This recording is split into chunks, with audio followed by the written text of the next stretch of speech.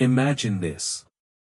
A one-eyed general, barely 30 years old, stands on a wind-blasted alpine ridge with 37 war elephants and the shredded remains of the greatest invasion force the world had ever seen. Half his men are frozen corpses hanging off the cliffs like scarecrows. The other half are staring down at the Po Valley, at Italy, at Rome, the city that slaughtered his father's dreams and swore an oath to wipe Carthage from the face of the earth.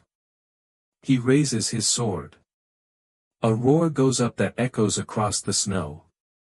For the next 17 years the entire Mediterranean will drown in blood and fire. This is the Second Punic War. The war that came one afternoon away from killing Rome forever. Let's get one thing straight right now. Almost everything you think you know about Hannibal was written by the people who hated him the most, Romans, sometimes 200 to 300 years after he was dead. Carthage wrote their own histories.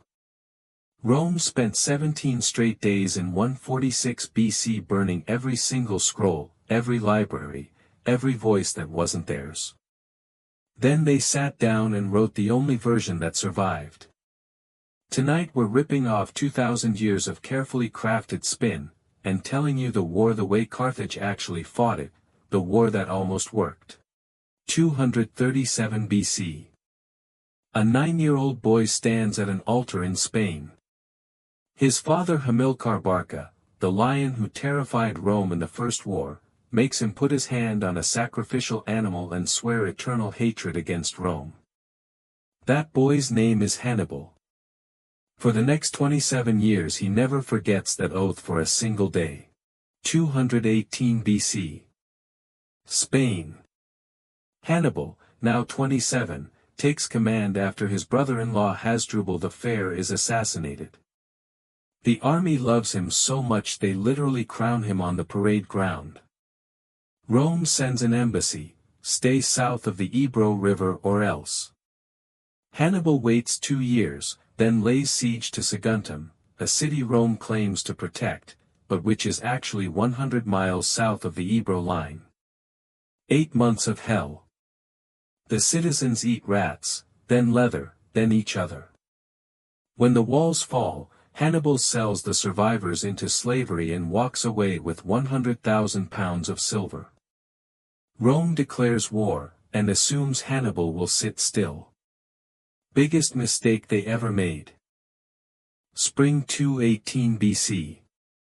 Hannibal leaves New Carthage with 90,000 infantry, 12,000 cavalry, and 37 African forest elephants. He smashes the Iberian tribes who refuse tribute, crosses the Pyrenees, then fights his way across southern Gaul for 5 months. By the time he reaches the Rhone he's already down to 50,000 men. Then he does the impossible, turns north and climbs the Alps in late October. 15 days of pure nightmare. Snowstorms so thick you can't see the man in front of you. Landslides wipe out entire companies. Mountain tribes roll boulders the size of houses down the passes. When he finally staggers into northern Italy in November, only 20,000 infantry, 6,000 cavalry and 1 elephant named Surus are still alive. He just lost 74% of his army, and Rome is now having full-blown panic attacks. December 218 BC. Consul Tiberius Sempronius Longus thinks he can smash the half-dead invaders before winter ends. Hannibal sends his brother Mago with 2,000 crack cavalry and infantry to hide in an icy ravine all night. He tricks the Romans into crossing the freezing Trebia River before breakfast. Romans attack with empty stomachs and numb fingers. Mago explodes out of hiding. Numidian cavalry hits both flanks. Total encirclement. 30,000 Romans dead in the snow and water. 10,000 more captured. Hannibal loses maybe 4 to 5,000, mostly Gauls who got drunk the night before. First welcome gift to Italy. June 217 BC. Hannibal marches along the north shore of Lake Trasimene at dawn in thick fog. Consul Gaius Flaminius chases him with 30,000 men like he's got something to prove. 40,000 Carthaginians are already hidden in the hills above.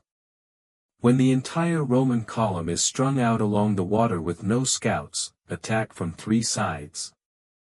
3 hours of pure slaughter.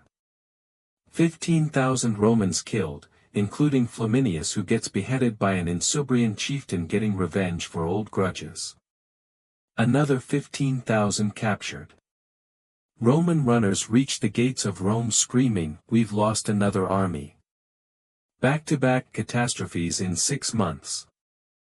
Rome does something they swore they'd never do again, appoints a dictator.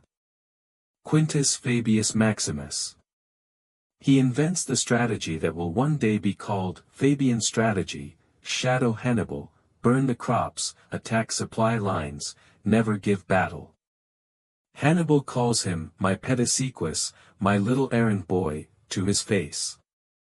The Roman street calls Fabius a coward and tries to lynch his staff. August 2, 216 BC. Apulia. 80,000 Romans, the largest army Rome ever puts in the field, against 50,000 Carthaginians. Hannibal deliberately puts his weakest Gauls and Iberians in the center in a convex line. He lets it bend backwards under Roman pressure until it becomes concave, a pocket. Elite African infantry on the wings pivot inwards. Hasdrubal's cavalry smashes the Roman left and rides clear around the back. Double envelopment, the perfect canny tactic that military schools still teach 2,200 years later. Between 60,000 and 70,000 Romans die in 6 hours, the single bloodiest day in Western history until the Somme. Blood literally ankle-deep in places. 48,000 gold signet rings stripped from dead senators. Consul Lucius Aemilius Paulus dies fighting. The other consul Varro escapes with maybe 70 men. Maharbal, Hannibal's cavalry commander, screams, "Let's march on Rome, in 5 days we'll dine on the capital." Hannibal refuses. That single "no" will haunt the world forever. For the next 13 years Hannibal rampages undefeated across Italy. Capua, the second richest city in Italy, defects. Tarentum, Syracuse, half of southern Italy joins him. He wins every major battle he fights. But Rome refuses to negotiate. No peace while an enemy stands on Italian soil. Fabius's scorched earth strategy starves Hannibal's army while Rome rebuilds. Meanwhile Roman legions slowly take back Spain city by city. 207 BC. Hannibal's younger brother Hasdrubal finally marches from Spain with a second army. Roman consuls Gaius Claudius Nero and Marcus Livius intercept him at the Metaurus River. Complete annihilation. The Romans cut off Hasdrubal's head, ride 300 miles non-stop, and throw it into Hannibal's camp at night. Hannibal looks at his brother's face in the firelight and says the words that echo through history. "Now I see the fate of Carthage." 204 BC. A 25-year-old Roman prodigy named Publius Cornelius Scipio, the man who captured New Carthage in a single afternoon, lands in Africa with 30,000 men. He burns the main Carthaginian field army in their sleep at the Great Plains. Carthage panics and recalls Hannibal after 17 years in Italy. October 202 BC. The two greatest generals of the age finally meet. Hannibal has 80 war elephants and 45,000 men, many raw recruits. Scipio has 35,000 veterans and Massinissa's Numidian cavalry, the best horsemen on earth. Elephants charge. Scipio deliberately opens lanes, the beasts run straight through and are speared in the rear. Massinissa and Laelius chase off Hannibal's cavalry and return to hit the rear. Total surround. 40,000 Carthaginians dead. Hannibal escapes with a handful of riders. He walks into the Carthaginian Senate and says the sentence that ends an era. I have not just been defeated today. I have lost the war. Carthage loses everything: Spain, all islands, fleet reduced to 10 ships, war elephants surrendered, 10,000 talents indemnity over 50 years, and the final humiliation: they may never wage war again without Rome's permission. Hannibal stays in Carthage, becomes chief magistrate, and within 7 years makes the city richer than ever. Rome freaks out so badly they demand his extradition as a war criminal. 183 BC.